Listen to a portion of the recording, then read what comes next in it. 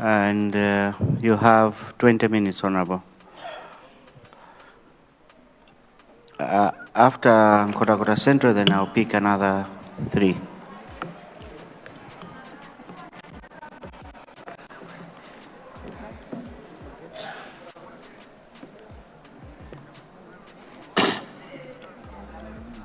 Thank you so much, Mr. Speaker, sir, for recognizing the people of Nkhotakota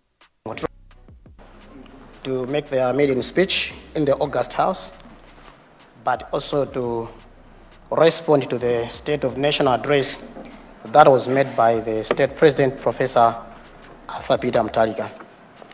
I would like to, as part of my maiden speech, congratulate the people of Nkhotakota Central constituency for electing a very intelligent MP, who is also visionary, brave and wise.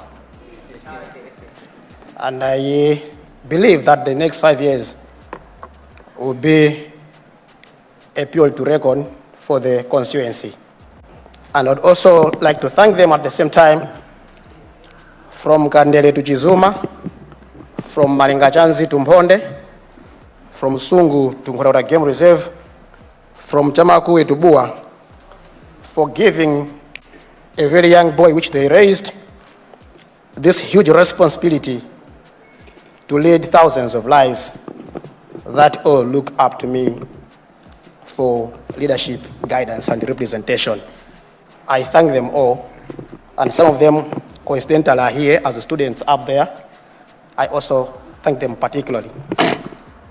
Mr. Speaker, sir, I understand the President's address did not touch on everything that needs to be addressed for us as a nation, and that ordinarily our response ought to be focused only to those matters that the President raised. But I beg your pardon to allow me, in the course of commenting on the SONA, to also raise issues that were not contained in the SONA, in the spirit of nation building and objective representation.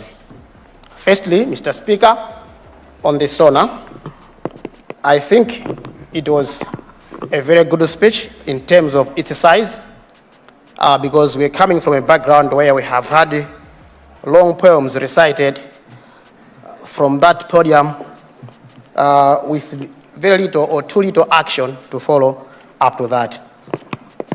But the President's speech was so concise, and what we expect now is that whatever was stated in the speech will be followed up with action, because Malawi is never short of leaders with beautiful speeches. Malawi has never been short of leaders who seem to know what we need and what we like, but just can't fill in that gap. Malawi is never short of presidents who, in their first speeches, have raised hope.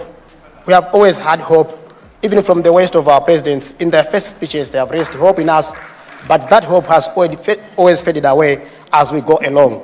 My prayer and hope is that APM has nothing to lose this time around, and all he has is a legacy to create and leave behind, and so he shall live to implement whatever is contained in his manifesto and what was said in his speech. Going forward with the speech, I'd like to touch on a few issues. First, the issue of hunger. We seem to be, as a nation, struggling with hunger each and every year. And for a person who understands what Malawi is, it's unfathomable to imagine that we can't feed ourselves year in, year out, when we have a freshwater lake that extends from Karonga to Mangochi. And we have so many other smaller water bodies that are bordering fertile soils, but we can't just find a solution to do away with the hunger problem once and for all. Now, I'd like to propose that although as a short-term remedy, it's a good idea to have emergency maize patches, as the President said in his speech. But going forward, I'd like to imagine a nation where we have constructed very huge reservoir dams along our lake, so that if we cannot have enough harvest from the natural rain or natural water, at least we can have harvest from irrigation. I'm saying this bearing in mind that in 2022, our lake flooded. It flooded to the extent that huge structures, tourism structures that lie along the lake were demolished. You have the example of Ekaya in Mangochi, which was submerged in water.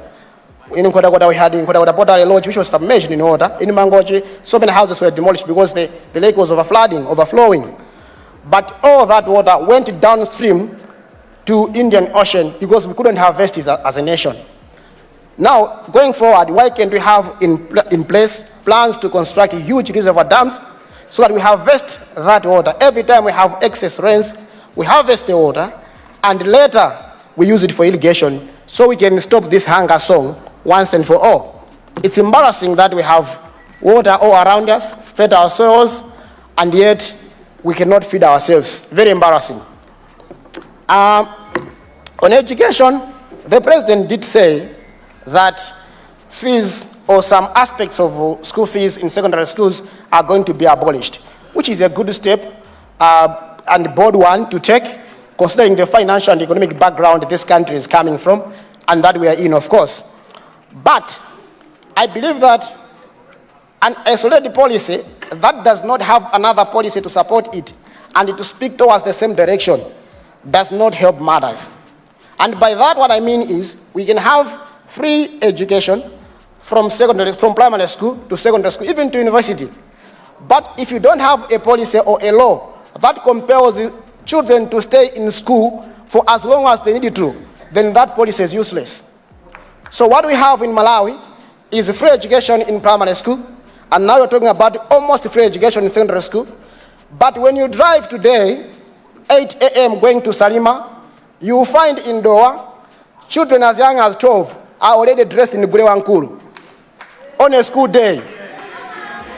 If you drive to Mulanje, you get to Nkando, children as young as 11, 8 are selling paper bags at the marketplace on a school day. And it's the same situation across the nation. So to what end is the free education policy? How does it benefit us? For me, this policy must be coupled or punctuated with other policies or laws that compel parents to keep their children in school for as long as we need them in school. One must not drop out of school just by their wish. No. When school is free, there is no reason to allow somebody to drop out of school. So for me, Mr. Speaker, and I hope this goes to the Minister of Education instantly, and I hope this is relayed to the President, we need a law very quickly that makes it criminal for a young child to drop out of school before they get to at least some tertiary institution. Even if they don't pass, staying in school for as long as they need is important. It's going to deal with a lot of problems, including early marriages, including the booming population, which now we can't handle, including the anonymous skin on the streets. All this can be dealt with by that policy or law. And as a nation, for us, we have to take a step. If we can't take it now, we are doomed. Because if the population or a chunk of our population that is uneducated is bigger than those that are educated, we're going to be overrun. And the country will be chaotic, too difficult to manage or to govern. Everyone will be like that chair from the Limbi market, and there will be chaos. So before we get to that point, let us take a step. Let's have a law. On health, I noticed that the president talked about making drugs available, medical drugs available in hospitals. And that passage was just 2, if not 3 sentences. It was so quick. It was just an instruction to relevant institutions to take steps. But the president did not elaborate what steps would be taken. The president also seemed not to pay attention to the fact that most of our hospitals don't have ambulances.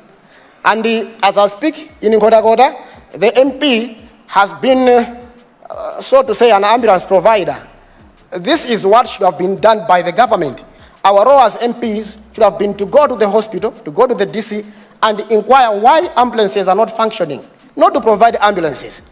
But because we have let the situation be and normalize, government has forgotten about ambulances in hospitals.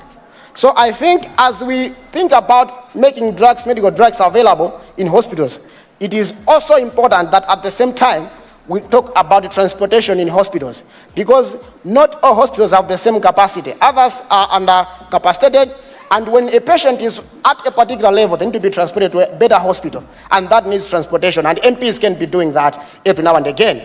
So as we resolve this problem, you also want to think about that. Mr. Speaker, sir, the President did not mention about transport, but I'd want to make a touch on that, particularly coming from Nkhotakota. One of the issues to do with the transport and public works in general is what was raised by my brother from Likoma about a JIT. In Nkhotakota, I think we need a JIT more than any other district does, because we had a very disastrous accident where tens of lives were lost. That must be in 2020 at Kariba JIT, where people were trying to board the Ilala in very rough waters, and their boat capsized, and we lost lives and property. And that has given a shock to the tourism industry, where not many people are as willing to come to Nkhotakota or use the route from Nkhotakota to Likoma. But it has also affected trade, because Nkhotakota supplies a lot of food to Mozambique and Likoma via that route. And if this is not resolved in time, we think we are being neglected as people of Nkhotakota. So as we spend this budget, and the government is making plans to come with the new budget, we would like to ask the Minister of Transport and Public Works and the government at large to consider prioritizing a JIT at Kariba in Nkhotakota. I understand some surveys were already done, and a contractor was consulted that time, but since then the project has stalled, and I'll be knocking at your doors every now and again, because this is what the people of Nkhotakota Central sent me to do. They did not send me to take your coffee, which does not have any taste at all. On the same, Mr. Speaker, sir, Nkhotakota is receiving a road that was, whose construction was initiated by the MCP government in 2020. I give them credit for that, despite everything else. But that road now faces two hiccups. The first hiccup is that there is the fuel shortage, which has affected the supply of fuel for construction.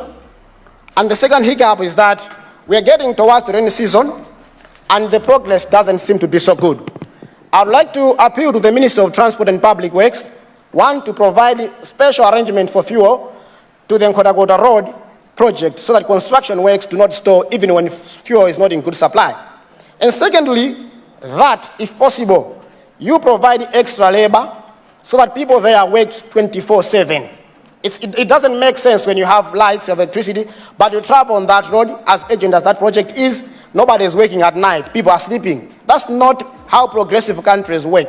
Those that have been to China and other countries, people don't sleep. Economies must not sleep, and so must not do their public works. So we appeal, and this appeal is very urgent, to the Minister of Transport and Public Works. Uncle Jab is sitting there. Is it you? Whoever it is, help us with that, so that we see progress. There are certain areas that are so difficult to... whoever it is... Honorable, we refer to our colleagues by their constituency name, but I'll let that pass, since we all haven't memorized the constituencies.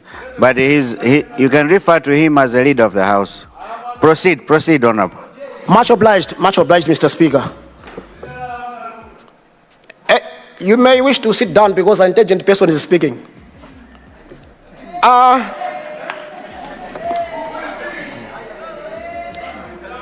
AIP, Mr. Speaker, sir. On AIP, Mr. Speaker, sir. I would like to thank the President for making efforts to have 1,100,000 Malawians access farm input products. I think, looking at the economy, that's not a bad deal. But I would like to warn that this time around, Mr. Speaker, sir, the government should make sure that there are no robber-robbers involved. IIP has always been tangled with this problem, where the route between, or the path between the provider and the beneficiary is always intercepted by dobadobas. We don't want a dobadoba, we want AIP that gets to the beneficiary quickly and in time. Mr. Speaker, sir, I'd also want to appeal to the government through the Ministry of Agriculture to make sure that the farm inputs are in the people's homes in time. Rains in most parts of the south and center fully begin by mid-December. And if we can't have IIP by mid-December, we should be heading towards a disaster. So I would like to appeal to government to expedite the process of procurement. Consider winding up. Thank you. I would also like to appeal to the Minister of Agriculture to open more access points. Like in Kwavutaso Central Constituency, we would appreciate if we had an access point at Ngozi, an access point at the Bauti, around Kasamba area, and another access point at Chipato, so that people can easily access the farm inputs. In terms of the youth loans, Mr. Speaker, sir, Kwavutaso Central is very excited about it. As you may know, that I'm a champion of youth empowerment through investment and business. And I launched my campaign on a number of projects that are aimed at empowering youth, including the production of watermelons, production of rice. So the mentioning of loans, 100 million kwacha coming to each constituency, excited me. My only prayer is that this would be realistically accessed by those that need to access it. Only 5 billion Malawi kwacha going to each constituency. As I wind down, Mr. Speaker, sir, I would like to appeal first that the 5 billion must not just be on paper. It's my first time to be in Parliament, but I hear news that sometimes a term can elapse without the budgeted money being spent because the money came late. Other times, it doesn't even come. I appeal that the 5 billion must with these few remarks. And finally, Mr. Speaker, sir, I want to ask the government that the 5 billion Malawi kwacha going to each constituency must be just a starting step. In the future, the government must consider putting in place a law in the Local Government Act provision that every district must harvest its own revenue and spend part of it in the district. In Kota, Ilovo pays a lot of revenue to the government, but the people have a very small benefit from it. What if we collected our own revenue from Ilovo, spent it on our needs, and share the remainder with Capitol Hill for it to still better after we have spent our part? With those few remarks, Mr. Speaker, sir, I would like to thank and congratulate you on being appointed as Speaker. And I thank APM for promising hope to Malawians. Thank you so much. Point of correction. Thank you so much. Point of correction.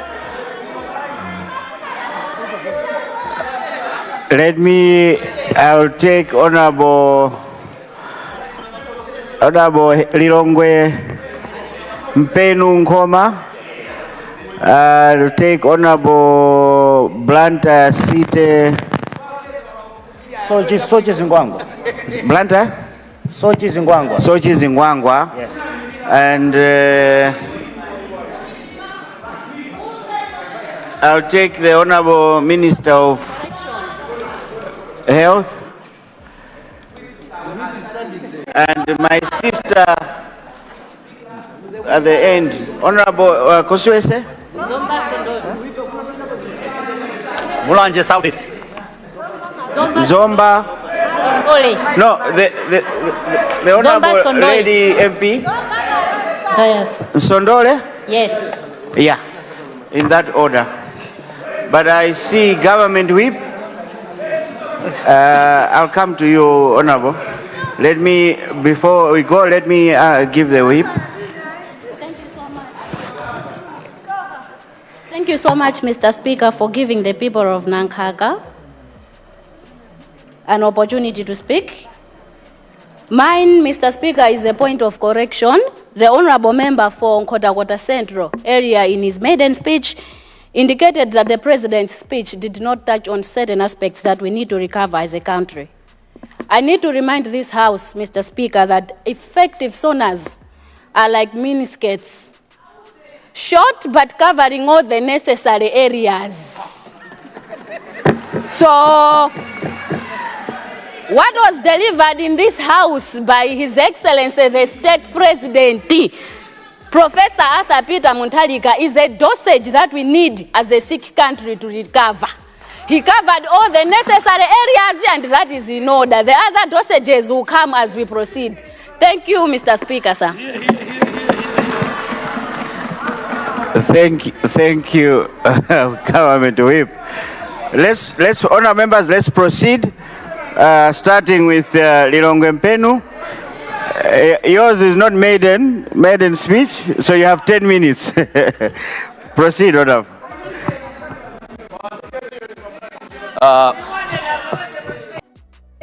Thank you, Mr. Speaker, sir, for granting the people of Lilongwe Mpenu an opportunity to contribute to the address by the State President, Professor Arthur Peter Mutharika. Let me begin by,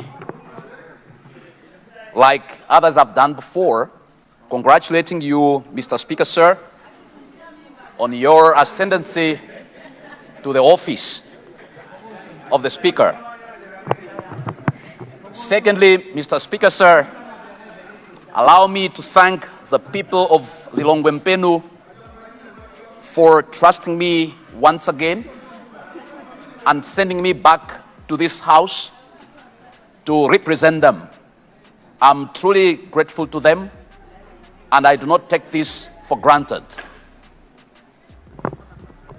Mr. Speaker, sir, allow me at this juncture, before I address or I contribute directly to the address by the President, allow me to join the call coming from the leader of UTM in this House for a fresh investigation into the tragedy that befell this nation. Mr. Speaker, sir, I would like to agree with her that what happened was a big tragedy. And Mr. Speaker, sir, the lives that we lost were important, and particularly when you consider that one of the lives that we lost was the State Vice President. And Mr. Speaker, sir, I am aware that in his first address to the nation by the State President from his Nyambadwe residence, when asked by a reporter whether he had plans to launch a fresh investigation into the tragedy, the President responded saying he didn't have plans, but he will wait for his Minister of Justice to advise him. Mr. Speaker, sir, I would like to state here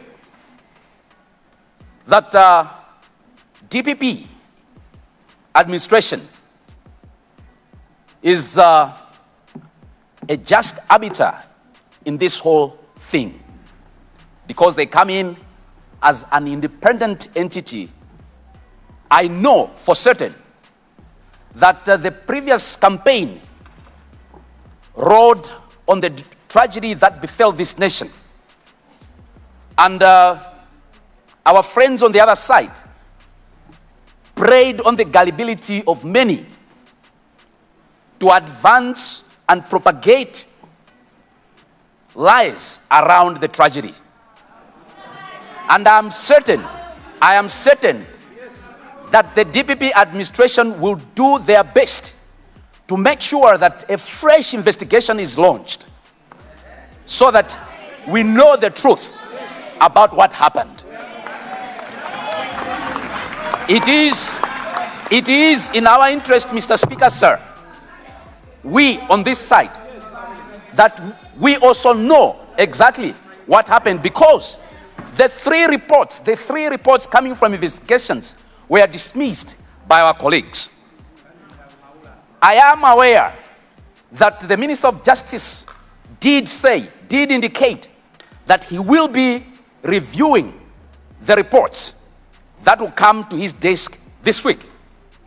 If I would quote one Albert Einstein, Albert Einstein once said, insanity could be defined as doing things the same way again and again, expecting different results.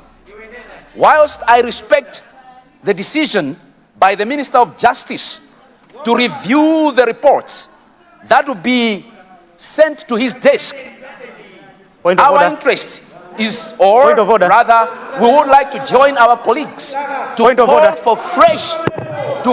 call for fresh investigation into the tragedy, so that we can have a closure as a nation. Honorable, I have a point of order. Mr. Speaker, sir, now allow me. There's a point of order. There's a point of order. Zomba Central. Zomba City North, Right Honorable Speaker. Thank you for giving the floor to Zomba City North to raise a point of order.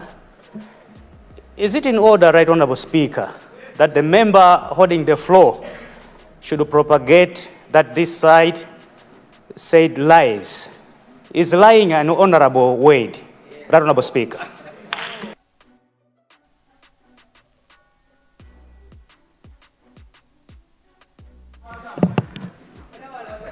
Honorable, indeed, lies is unparliamentary. If you could withdraw that word and maybe replace it with something more parliamentary. Point of order. Point of order. Point of order.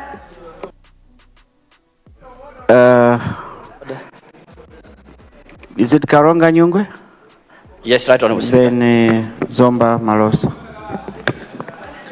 Right Honorable Speaker, is it in order that the honorable member who is holding the floor is giving response to this response of our leader, Honorable Kaliati, instead of giving his response to the state president?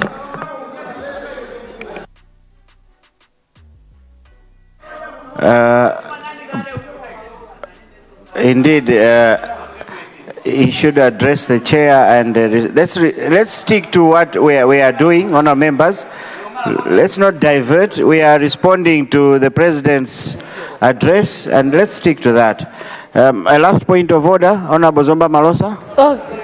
Right Honourable Speaker, I think it was on the same thing, because the honourable member kept on discussing something on Mulanje West speech. So I wanted also to comment on the same thing. Yes, he has taken almost 5 minutes commenting on Mulanje West response, which is not right. Let him deal with the SONA, not what Mulanje West said. Thank you. Thank you, honour members. Honourable Lirongwe Mpenu, consider also winding up. Mr. Speaker, sir. Mr. Speaker, sir, I've only used 5 minutes of my 10 minutes. Please. Chair. You have 3 minutes, which you were disturbed. Chair, I'm giving you 3 minutes. I've only used 5 minutes, Mr. Speaker, sir. Yes. Proceed. Mr. Speaker, sir. Again. Oh, only 2. You are supposed to allow 2 points of order, Mr. Speaker, sir. Honorable Mulanje West, I can only take 2, which I've exhausted. But as soon as Honorable Lirongwe Mpenu is finished, I'll give you the point of order. Thank you.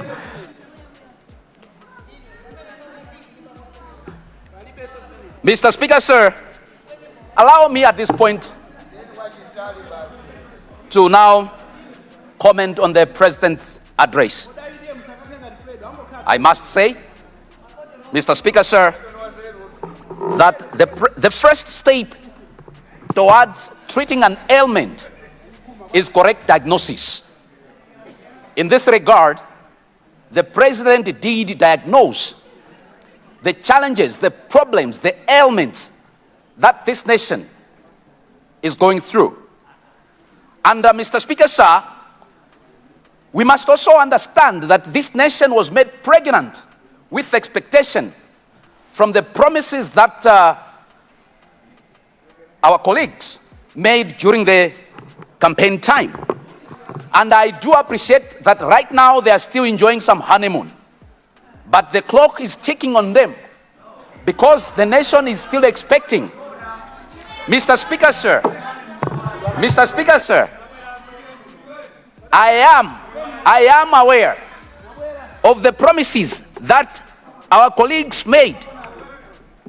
For example, they made a promise that school fees in secondary schools would be abolished effective September 2025.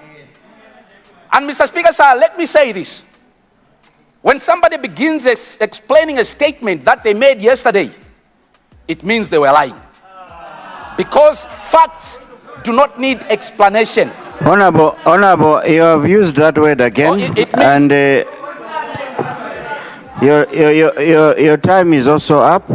Please withdraw that word and wind up. Mr. Speaker, sir, as I wind up, Mr. Speaker, sir, I know that students in the public universities are waiting for free food just like we used to receive. Just like we used to receive.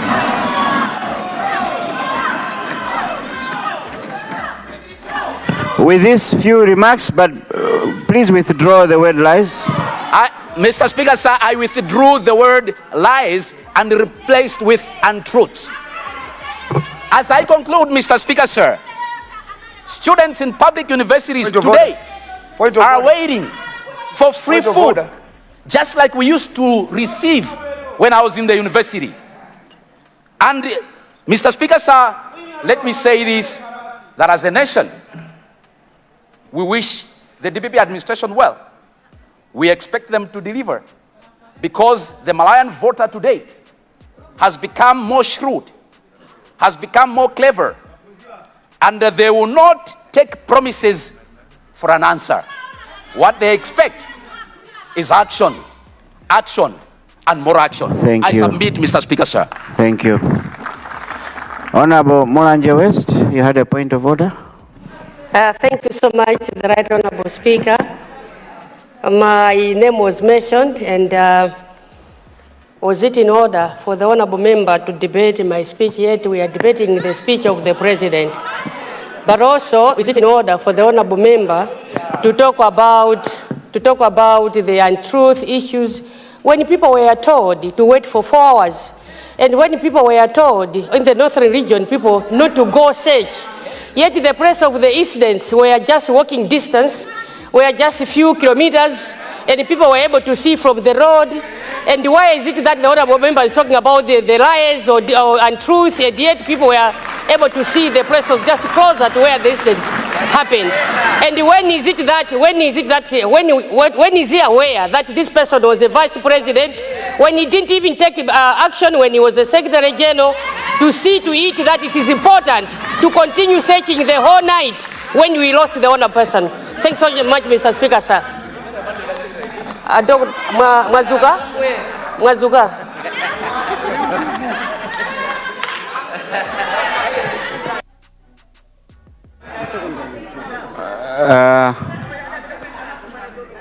Leader. Right Honorable Speaker, there was an insinuation that we are on this side probably still in honeymoon.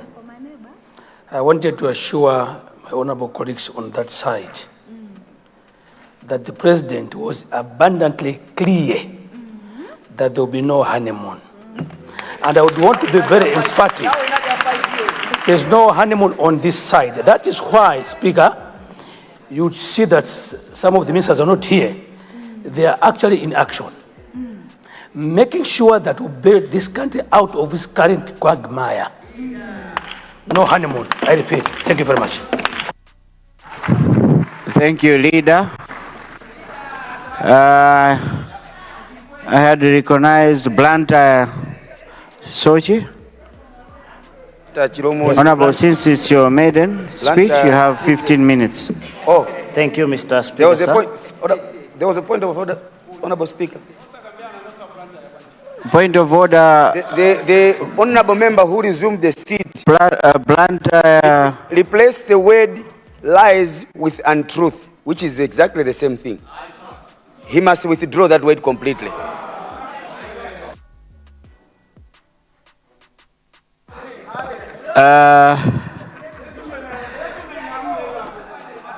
The word lies was withdrawn, and unless you had reason to ask for a withdrawal of the word untruth, would have looked into that, Honorable, but it was withdrawn. Let's proceed. Blantyre Sochi.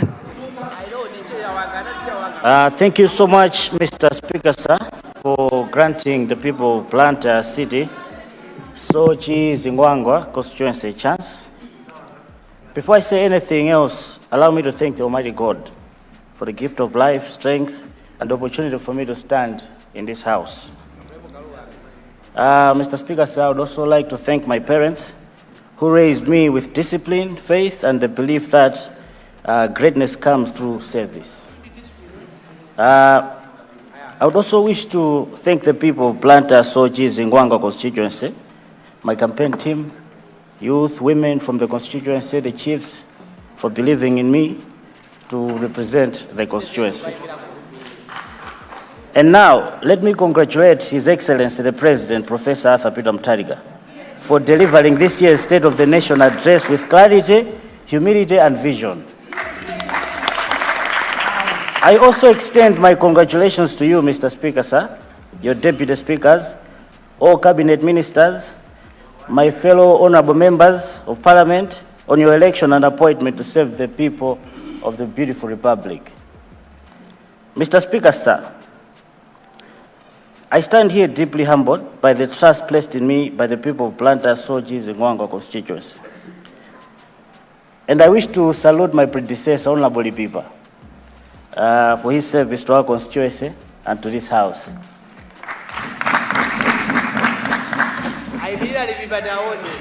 I rise not as one who has merely read about the struggles of Malawians, but as one who has worked with them in the markets, in the classrooms, in the ghettos of our towns, everywhere. Mr. Speaker, sir, the past 5 years have been marked by a series of crises, which our country, I think, in my view, was not prepared. A financial crisis, social crisis, political crisis, food crisis. But over the past 5 years, we've also had a leadership crisis, in my view. But all these, Mr. Speaker, sir, have overshadowed a deeper wound, a crisis of justice and truth, a crisis of love. As a consequence, we do not trust each other in Malawi. Even in this house, the silent rules suggest that we must not trust each other. Even outside the chamber, we speak, we greet each other, but there's an underlying rule that there's a line that we cannot trust each other beyond something. And this is a culture that it goes even in our communities. Block leaders don't trust each other, chiefs don't trust each other, voters don't trust each other. So I feel, in a way, this is something we need to address beyond speeches. It is time to rebuild that trust, to speak the truth, not to divide, but to deliver. As the prophet Amos declared, let justice roll down like waters, and righteousness like an overflowing stream. That, Mr. Speaker, sir, must be the spirit that guides this house. That justice, truth, and love must flow freely again in Malawi. On economy, Mr. Speaker, sir, His Excellency spoke with honesty about the fragile state of our economy.